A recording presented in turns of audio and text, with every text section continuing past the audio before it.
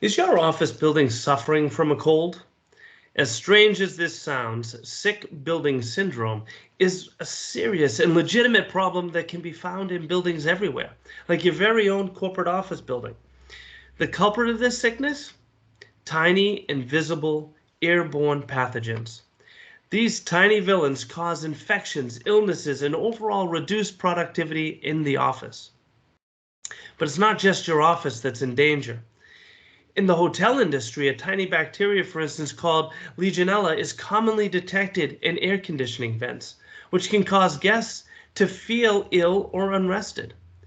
Even in hospital buildings, patient illnesses can become significantly worsened if exposed to these toxins, making it even more important to fend off these airborne pathogens. Hello, I am your host, Mike Lake, and in today's preview, I will be talking with Eugenie Addison, CEO of SensiMe, a medical device created to detect common airborne pathogens to reduce hospitalization and death associated with airborne diseases. Innovation, resiliency, discovery.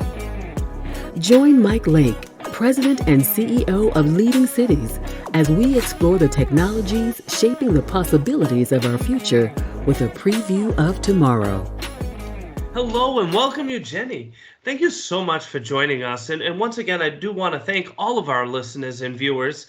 I'd love to introduce you to Eugenie Addison. She is the CEO of Sensi.me, a solution proven to reduce cases of hospitalization and death caused by airborne diseases and toxic gases released through global warming.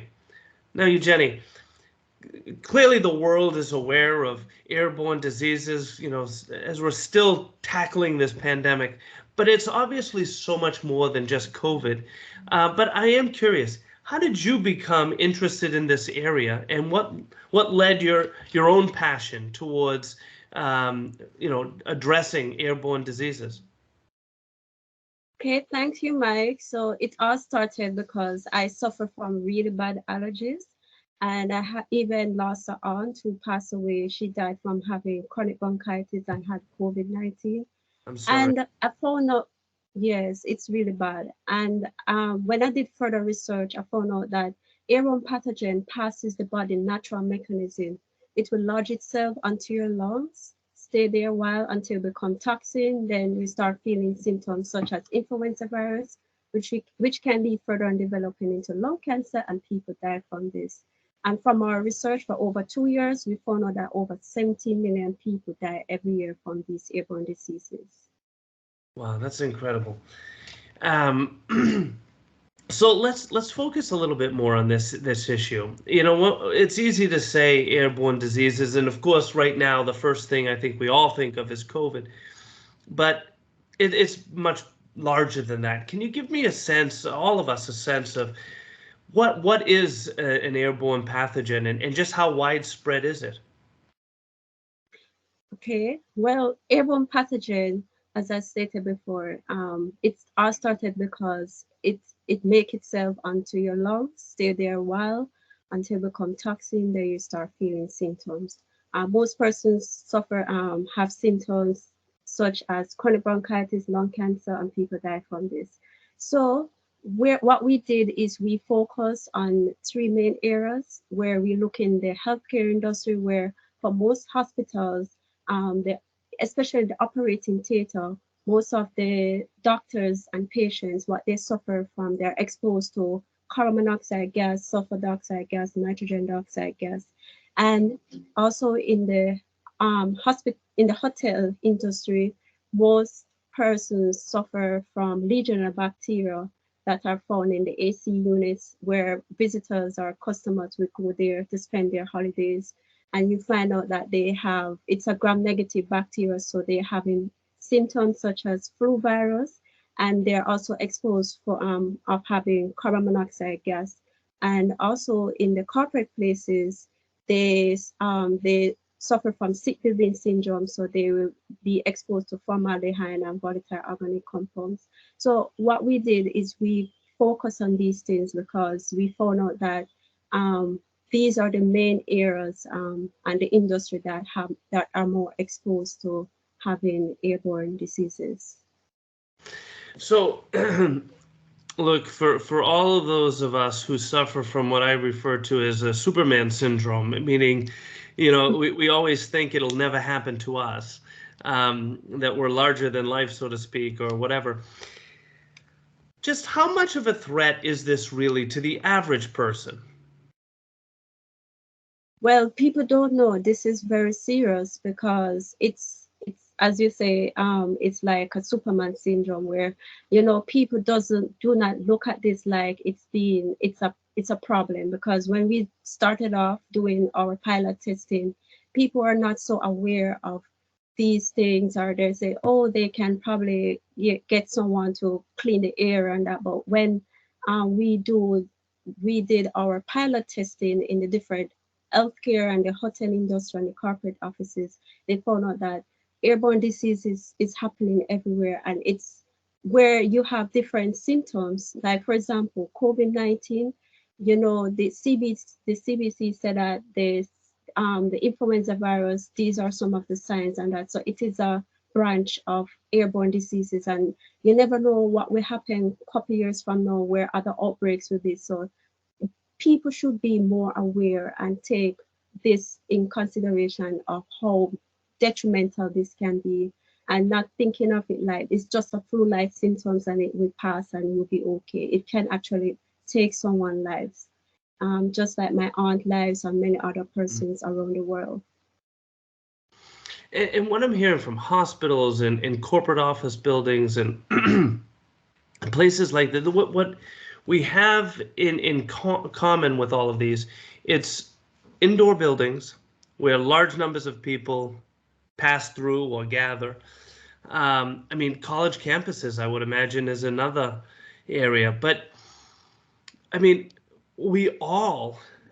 so many of us visit one of those types of places, daily, weekly, monthly, whatever it is.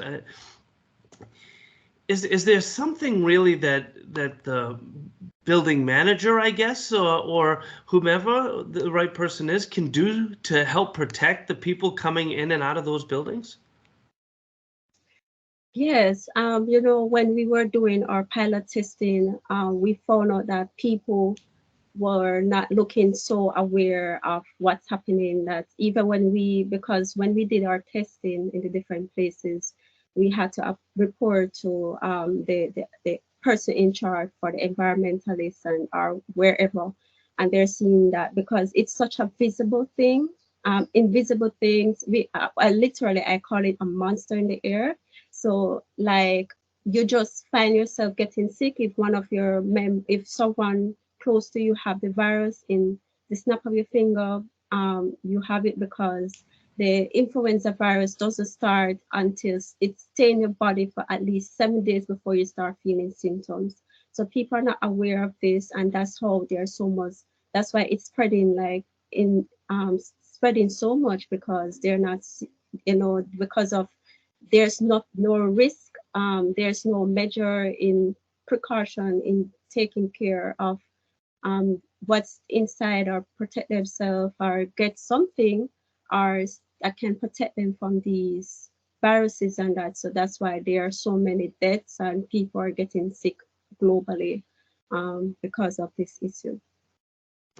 So from your own personal experiences, from the tragedy you and your family have experienced, to the research you've done, it's all led to this point, and for you, it means creating Sensi.me. Can you tell us now about Sensi.me and exactly what is it and how does it work?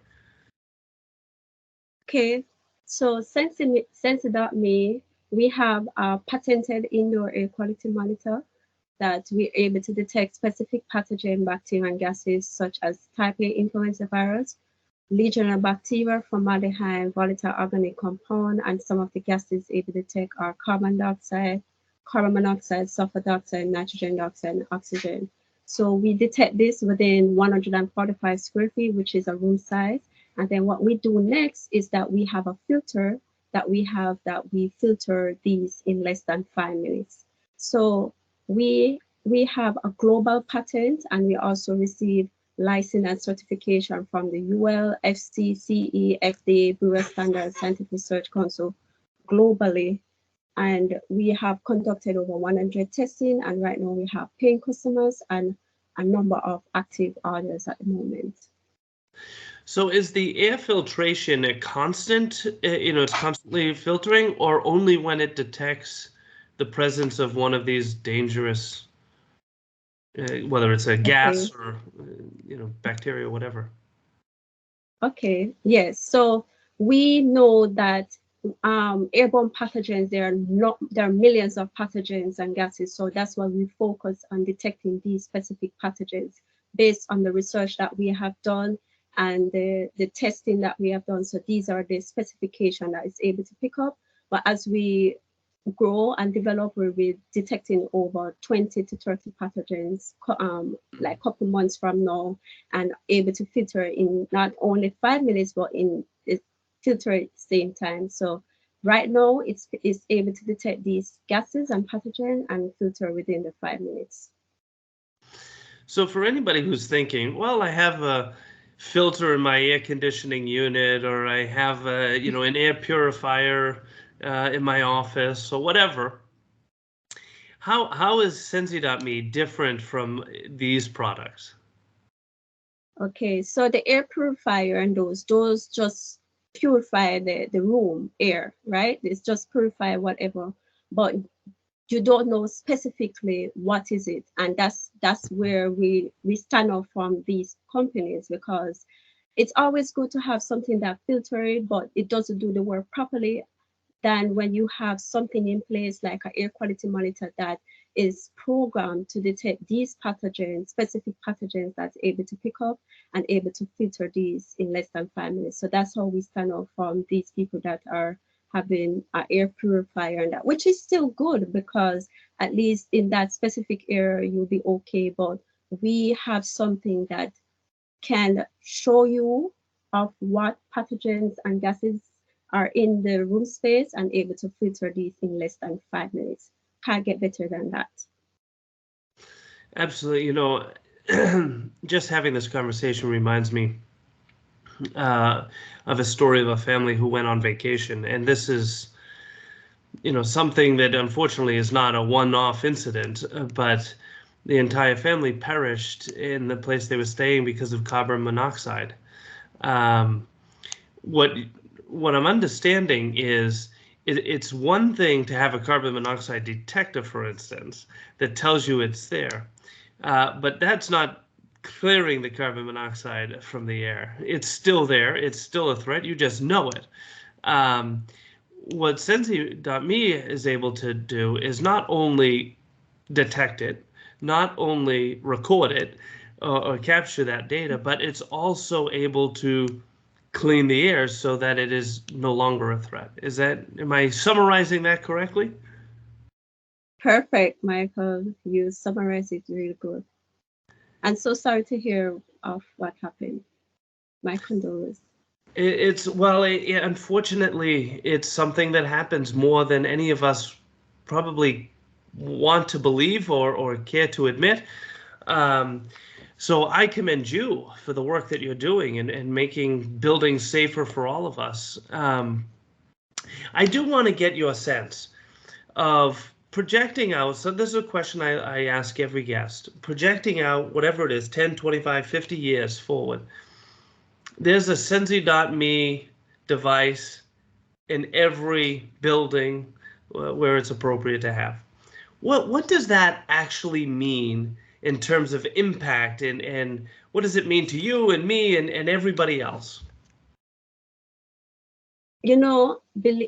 That's our impact, is that our vision is to have these in every hospital, everywhere possible, because this will help reduce the amount of hospitalization. So we predict that having this will help bring down the amount of people that die yearly, because can you imagine there's 17 million people who die every year from airborne diseases. So imagine if you could have Sensi placed in all these places, maybe that could reduce to around 5 or 10 million people, which is still sad, but at least the numbers will go down, and eventually we'll develop different parts of sensimi, where we also will have a robotic sensi that can detect over 5,000 pathogens and gases and filter these. And that's the vision we have. So this can help fight global warming and help reduce the amount of death and airborne diseases, and let it be a healthier and safer world to live in. Well, perfectly said. Although you made me realize I have one last question for you, which is, Okay. what does it take to actually deploy this, to install this? Oh, well, it doesn't. We have a team of persons that work with us, and where we also, what we use is we use a HABA trainee person from every state.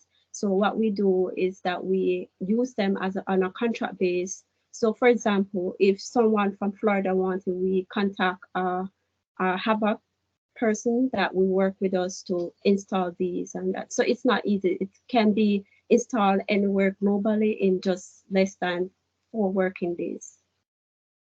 And what actually gets installed? So what gets installed is the hardware, and we're also going to have the software where user can access these, not on their hardware, but they will have their smartphone, so they can get all of this information also right on their smartphone through IoT application and AI, artificial intelligence. Well, from sick buildings to hospitalizations, I mean, this is serious threat to anybody who finds themselves indoors. So, Eugenie, I really cannot thank you enough for the work that you're doing, the dedication you have to it, because ultimately you are saving lives. It's nice to hear the climate impact you can have with this as well, but which I suppose is another way of saving lives, but the direct impact you're having on keeping people healthy is truly remarkable. So thank you for your service. And for anybody who wants to learn more about this, or perhaps look at how they might install a Sensi.me unit in their own building, how can they learn more? Again, Taj. So we have our website. You can go to our website at www.sensi.me, and you send us an email and we'll get back to you ASAP. Wonderful. Eugenie, thank you so much for joining us here on Preview of Tomorrow. We look forward to seeing your continued success. Thank you for having me, and have a wonderful day. And thank you for tuning in to this episode of Preview of Tomorrow. Listeners like you are essential to advancing our efforts to drive resiliency and sustainability for all. I ask that you give us a rating on Apple Podcasts or whichever streaming platform you prefer. Your feedback helps us to grow and share these brief previews of what life in the future can be. In addition to thanking our guest today, I want to thank Peter Roy and Demetria Bridges for making this podcast possible. If you enjoyed this episode, please subscribe and encourage others to also join us each week in previewing the possibilities of tomorrow. Preview of Tomorrow is brought to you by Leading Cities, a global nonprofit driving resilience and sustainability for all by unleashing the potential of the world's cities. Join them at leadingcities.org.